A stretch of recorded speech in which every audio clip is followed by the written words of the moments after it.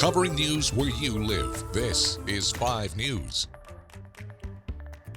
Well, hey there. Thanks for joining us for the latest news and weather where you live. I'm Joe Ellison. And I'm Morgan Wrigley. Let's get you caught up on what's going on around our area. Well, Fort Smith police say they have identified the woman they believe is responsible for hitting a motorcyclist with an SUV, severely injuring him and leaving the scene. They arrested Jaden Elizabeth Jones, an 18-year-old. She's facing charges of failing to yield with injury and leaving the scene of a serious injury accident. The hit and run happened on September 11th. Now, we interviewed the victim, Dylan Elkins, who had just opened his own business as a contractor. He said his injuries would leave him without work for about a half a year.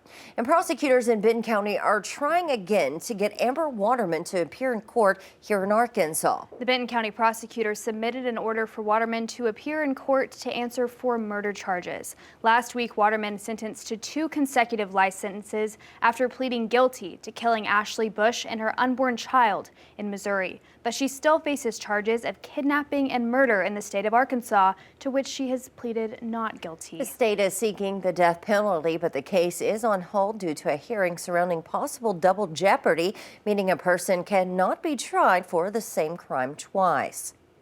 All right, it is Tuesday here. Let's check in with Zach to see if we can expect some more of that fall-like weather. Yeah, we're doing the opposite of that. We're tracking warm weather building in here. Going to be a record hot week for us as we get in the back end of October. Record highs are going to be possible today, Wednesday, Thursday, and Friday, and then we'll still be above average but cooler as we get into the weekend. Fayetteville, the record 84 degrees. We're shooting for a high in Fayetteville, 86.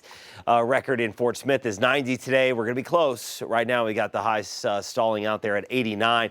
Low to mid 80s across northwest Arkansas. We've got breezy southwest winds coming in about 5 to 15 miles per hour sustained. Could see gusts in northwest Arkansas mainly during the first half of the day near 30 miles per hour. As we get into the afternoon, winds should be gusting closer to 20, maybe up to 25 miles per hour. River Valley, yesterday we were in the mid 80s. Today we're into the upper 80s, and we'll look for a southwest wind gusting 20 to 25 miles per hour in the morning. And we'll look for gusts to be 15 up to 20 miles per hour this afternoon. All right, thanks for that, Zach. Well, after months of uncertainty, we are now learning votes for the medical marijuana expansion in Arkansas won't count. This would have expanded who can qualify and what types of healthcare professionals can certify patients for that program. The amendment would also have allowed patients to grow marijuana at home. The Supreme Court stated the amendment's popular name suggested that it's limited to medical marijuana, when the proposal actually covers more under the federal law for recreational marijuana. The decision came after 2 judges recused themselves and Governor Sanders appointed special justices Don Curdy and Belinda Harris Ryder. Arkansans for Patient Access, the group behind the amendment, says it will start the process over again in 2025 to help patients, although people will still see issue 3 on their ballots. Any votes cast for or against will not be counted. You can find everything you need to know before casting your ballot in Arkansas or Oklahoma on our election guides, and those are available to view now on 5newsonline.com. We can also send you a link taking you straight there. All you have to do is text the word vote to the number on your screen, 479-785-5000, and we will text you right back with a link taking you to our 5 News Voters Guide. Well, the giant recycling plant fire that started last week in Rogers is still smoldering. Video of the blaze from last week shows just how extensive it was. The company Mark Industries and the Rogers Fire Department are keeping an eye on any small fires that are deep inside of that building. 5 News reporter Lauren Spencer shares the progress in putting out this fire. And we're also learning how one cat seemingly burned by the fire got some help.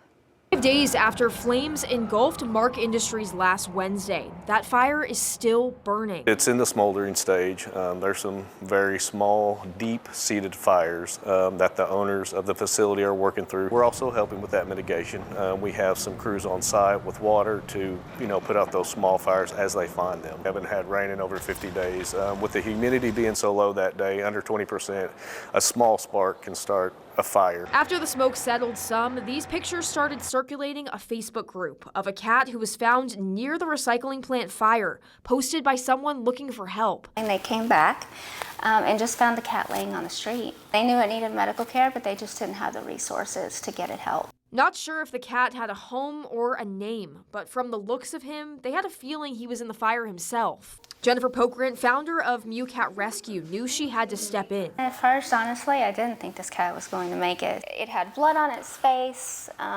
Its eyes were kind of shut. From all the smoke, the 12-week-old kitten sure didn't look like himself and earned the name Smokey. It looked gray at the time, but actually this cat is orange and white. Definitely got burns on its paw. It looks like it's been through the fire, but his fur is all there. He doesn't have any spots. Through their Mew Cares program, she's footing Smokey's medical bill, which are coming in at more than $3,000 right now, and he's expected to be okay. His vitals are all good. He's eating. He has energy. Smoke inhalation can be really bad for them. But it looks like he's, we don't see any respiratory distress in the cat. With the cause of that fire still under investigation, Smokey is sure glad he made it out, just a little ashy. They definitely have 9 lives. I use them all up. In Rogers, covering news where you live, Lauren Spencer, 5 News.